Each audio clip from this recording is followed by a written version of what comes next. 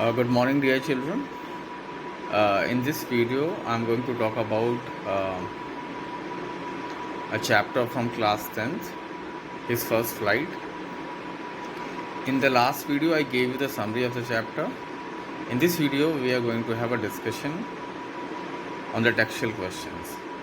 So let's begin. It's page number 36, thinking about the text. Question number 1. Why was the young seagull afraid to fly? Do you think all young birds are afraid to make their first flight? Or are some birds more timid than others? Do you think a human baby also finds it a challenge to take its first steps? So, children, if you see, this question is divided into 3 parts. So let's try to answer them separately. Right? So the first part is, why was the young seagull afraid to fly? So the young seagull was afraid to fly because he was not confident of his own abilities. He simply felt that his wings would not support him. He would fall down. Now the second part, do you think all young birds are afraid to make their first flight, or are some birds more timid than others? Yes, I mean, it could be true, because not everyone is same. People have different abilities. They have a different mindset. So I'm sure with birds also it should be the case. Some are more confident, some are not. So yes, I think some may be, some are afraid, some are not.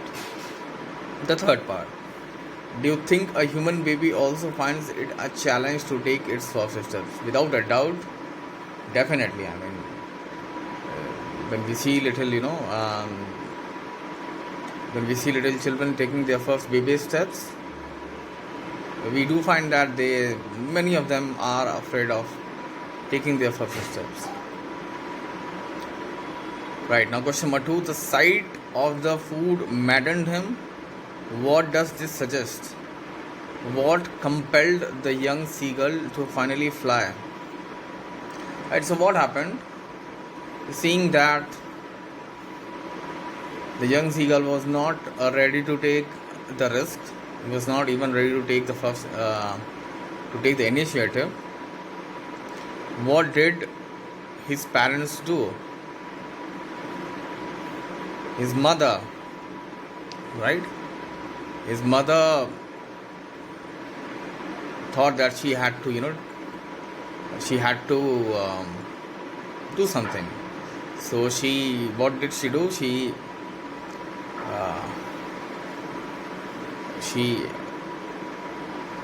kept a fish in her beak and let his child go for it. The young seagull forgot that that he could not fly.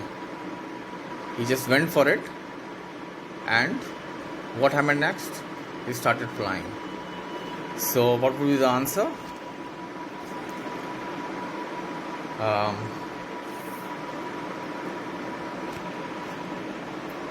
The seagull was quite hungry and yearned for food. When he saw a piece of fish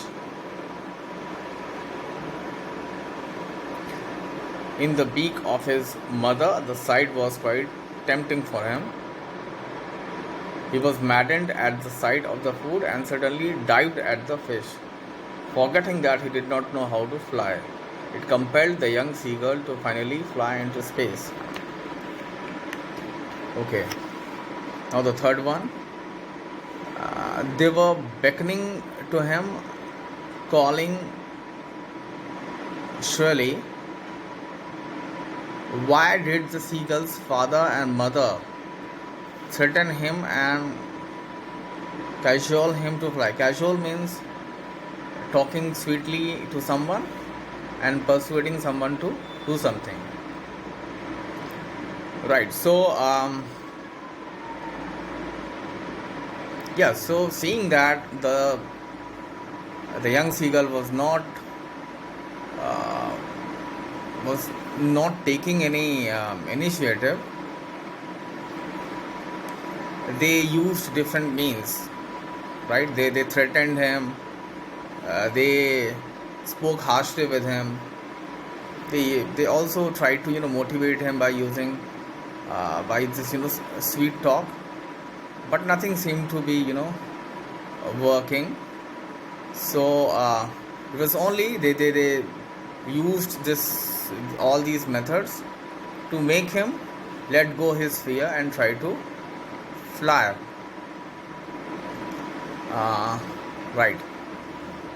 Now question number 4: have you ever had a similar experience where your parents encouraged you to do something that you were too scared to try? Discuss this in pairs or groups. Again, this is a question uh, which you have to attempt on your own, uh, not for class discussion. So please kindly do the fourth one on your own. Now the fifth one: in the case of a bird flying, it seems a natural act and a foregone conclusion that it should succeed. In the examples you have given in answer to the previous question, was your success guaranteed, or was it important for you to try regardless of a possibility of failure? Again, the fifth question is a very subjective question which may have different answers, and again it is for the students to try, not for a class discussion. So thank you children, we are done with this video. I hope you have understood the answers to of all the questions. See you in the next video. Thank you.